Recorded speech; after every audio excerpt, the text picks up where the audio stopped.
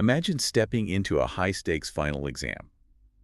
The clock on the wall is ticking down, loudly, relentlessly. Oh, yeah, that classic nightmare scenario. Right, totally. Your palms are sweating, your heart is racing, and the panic is just really setting in.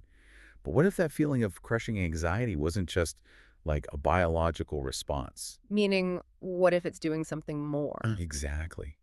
What if your intense stress was actually acting as a localized observer effect, like literally collapsing the quantum wave function of the room and forcing time to march forward in this rigid, punishing straight line? Wow, so you're saying time only behaves like a cage because your current state of mind is demanding that it does? Yes. Welcome to the deep dive. Today we are exploring a reality where the fundamental laws of physics are actively being rewritten by the human mind. It's such a wild concept. It really is. We are stepping into the first chapter of quantum conscious time dilation, Midnight Café. And our mission today is to examine how this story takes these massive concepts, like quantum superposition and the subjective nature of time, and grounds them in the deeply relatable struggles of a burnt-out college student. A student who might just be, a literal architect of space-time. Right. So let's jump in. The brilliance of this first chapter, I mean, it doesn't just tell a fantasy story about people who can time travel. No, not at all. It constructs this entire framework where consciousness is the underlying fabric of the universe.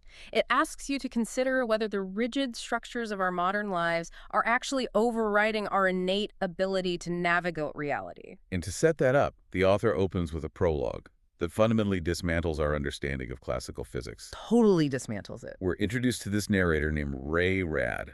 He calls himself a scribbler of strange ideas and suspicious I metaphors. love that description. Right. And he places us in a deeply unsettling cafe.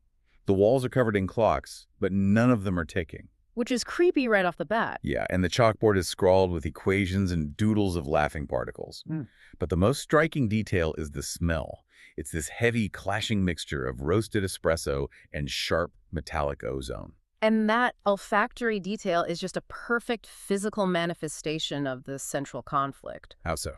Well, the espresso grounds us in the mundane classical world, right? The Yep. everyday reality of a coffee shop. Sure. But the ozone, that's the scent of ionized air. It signals high-energy electrical discharge. So it's basically telling the listener that the local environment is highly volatile. It's existing in a state of unnatural charged potential. Wow, that makes so much sense. Yeah. And sitting right in the middle of this charged potential are two historical heavyweights, Isaac Newton and Richard Feynman. Yeah, and the author doesn't just use them as set dressing.